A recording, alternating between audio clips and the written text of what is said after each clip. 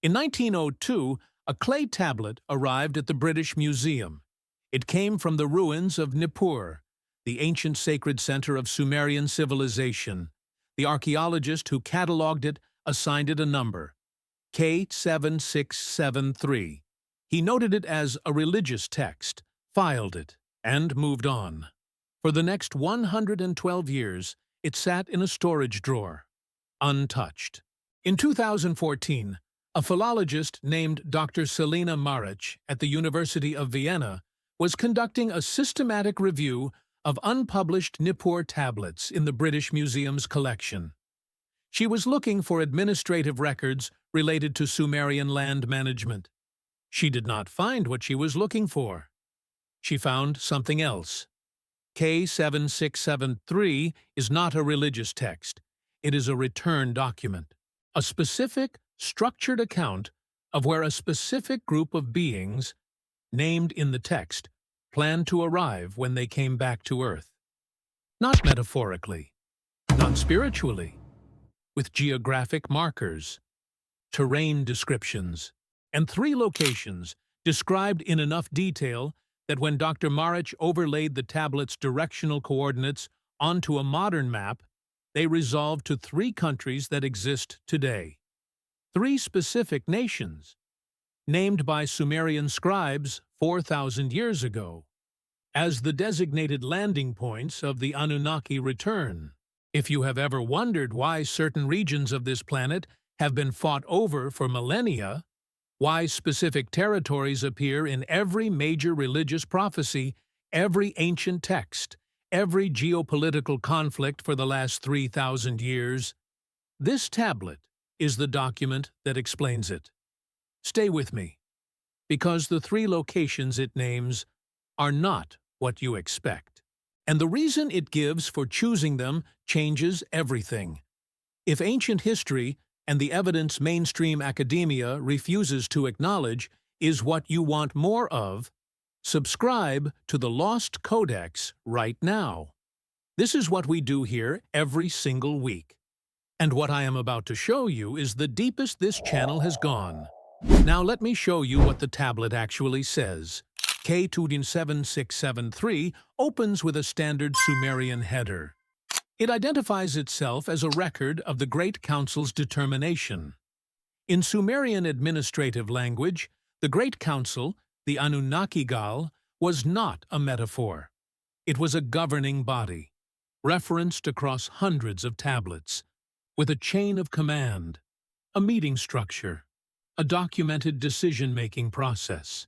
This tablet is recording one of those decisions, and the decision concerns return. The Sumerian word used is gur-ra, which translates as the coming back. The same word is used in trade documents when a merchant is expected to return from a distant expedition. Not the arrival of something new, the return of something that was already here. That distinction matters enormously, because it means the Anunnaki are not described as beings who might someday visit Earth. They are described as beings who were here, who left, and who recorded, in a formal council document, the specific conditions and locations of their return. Now, here is the first thing about those locations that you need to understand. The tablet does not choose them arbitrarily. Each location is chosen for a specific documented reason. The scribe lists 3 criteria that each location must meet. The first criterion, what the text calls Ki-gal-la, the great ground. In Sumerian architectural texts, Ki-gal-la refers to a foundation, a base layer, something that has been prepared in advance to receive a structure. Not raw land, prepared land, land that was worked on before, land with existing infrastructure beneath the surface. The second criterion, Agal, great water, not proximity to any water source, specifically underground water, subterranean. The same word is used in Sumerian texts describing the Abzu, the underground realm of Enki, the Anunnaki god of knowledge, fresh water, and creation. The Abzu is referenced in over 300 Sumerian tablets. It is consistently described as a real physical location, an underground structure with water systems. Not a symbol, a place. The third criterion, the tablet uses a phrase that Dr. Marich's translation renders as the place where sky memory is preserved. Sky memory. In Sumerian astronomical texts, the memory word, Nam-Ku, is used in context describing stored records, written records, archives. The place where sky memory is preserved is a location where astronomical records, star maps, orbital data, navigational charts have been stored, prepared in advance, waiting. 3 criteria: prepared a foundation beneath the surface, underground water system, and preserved astronomical archives. Each of the 3 return locations meets all 3 criteria. And when you see which locations they are, and why they meet these criteria, the history of the last 3,000 years starts to look very different. Let me start with the first location. The tablet's directional description for the first site uses Sumerian cardinal markers and a distance unit called the Beru, roughly 10 kilometers. When Dr. Marich converted the coordinates using the most conservative available reconstructions of Sumerian measurement systems, work established by metrologist Livio Stechini and extended by subsequent researchers, the first location resolves to the region of modern-day Iraq, specifically the area surrounding the ancient city of Eridu, the oldest city in the world. The Sumerian king list, which survives in multiple copies across international museum collections, states explicitly that Eridu was the first city. Not the first city they built, the first city, before the flood, the place where kingship descended from heaven. Archaeological excavations at Tel Abu Shahrain, the modern site of ancient Eridu, have confirmed continuous human habitation stretching back to at least 5400 BCE. 18 distinct occupation layers. Each was built on top of the previous one, prepared a foundation beneath the surface. In 2019, a joint Iraqi-Italian geological survey of the Eridu region detected an extensive subterranean water network beneath the site. Not a natural aquifer, a channeled system, engineered. The channels follow geometric patterns inconsistent with natural water movement. They converge beneath the site of the original Eridu temple. The structure Sumerian texts identify as the earthly house of Enki, the Abzu. The underground water system is the return document required. It is there, beneath the oldest city on Earth, still functioning, 4,000 years after the tablet said it would be. Now, here is what makes this more than a geographic coincidence. The Sumerian texts do not just say, the Anunnaki will return to Eridu. They say Eridu was chosen because something was left there. Something was placed underground before the departure. The tablet uses a word for this that appears in only 4 other known Sumerian texts. The word is Nam-en-Na, which translates as the lordship seed, the knowledge required to re-establish civilization from scratch, stored underground, in the prepared foundation, beneath the great water system, waiting for the return. Now let me tell you about the second location, because this is where the tablet stops describing ancient history and starts describing something that explains the present. The second coordinate set, converted from Sumerian Beru measurements, resolves to a region that will be immediately recognizable: the Nile Valley, specifically the plateau west of the ancient city of Memphis, the plateau we now call Giza. The tablet's description of the second location's prepared foundation is the most detailed of the 3. The scribe describes a structure built to specific astronomical alignments, a structure whose interior contains preserved records, a structure designed to survive indefinitely. In 1993, Engineer Robert Bauval published research in the journal Discussions in Egyptology, demonstrating that the layout of the three Giza pyramids mirrors the belt stars of the constellation Orion, with a precision that is not accidental. The alignment is exact to a degree that requires advanced astronomical knowledge and intentional design. In 2017, the Scan Pyramids Project, an official collaboration between the Egyptian Ministry of Antiquities and research teams from Japan and France, used muon tomography to scan the interior of the Great Pyramid. They found a previously unknown void, at least 30 meters long, above the Grand Gallery. Sealed, unopened. The official statement: "We do not know what it is or what it was used for."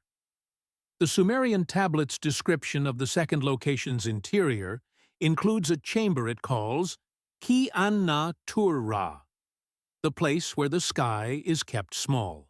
A chamber where something sky-related is compressed, stored, contained. A 30-meter sealed void above the main corridor of the most precisely aligned structure ever built by human hands. In a location, the Sumerian return document is identified as the second designated arrival point.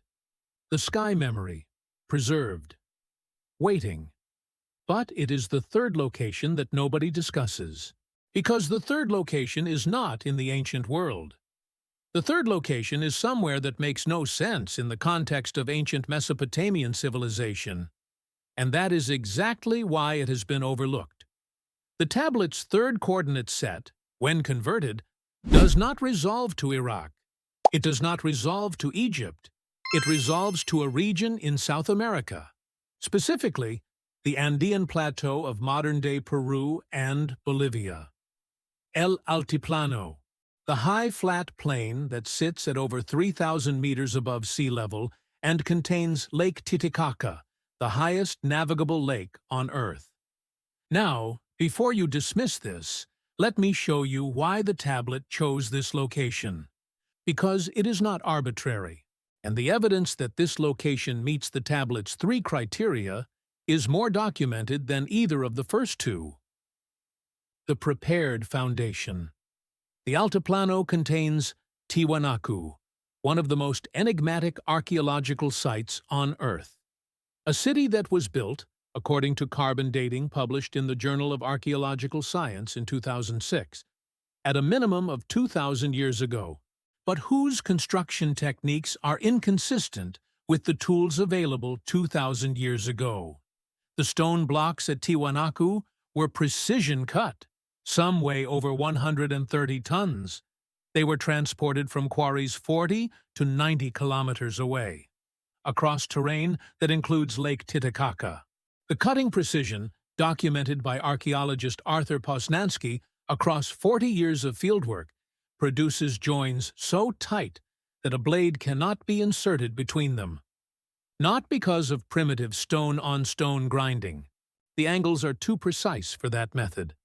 The blocks show evidence of machine-level cutting, in a location and time period where no such machines are supposed to have existed. Prepared foundation, below the surface, and beneath Tiwanaku, beneath the Altiplano itself, is the second piece of evidence. In 2018, a team from the Universidad Mayor de San Andrés in Bolivia published ground-penetrating radar results from a survey beneath the ruins of Tiwanaku. What they found had not been predicted. An extensive subterranean network. Passages, chambers, connecting tunnels, running beneath the main temple complex, following geometric patterns. The survey team's published report described the underground network as unlike any natural geological formation in the region. The Great Water, the Abzu equivalent, underground, geometric, prepared, and the sky memory.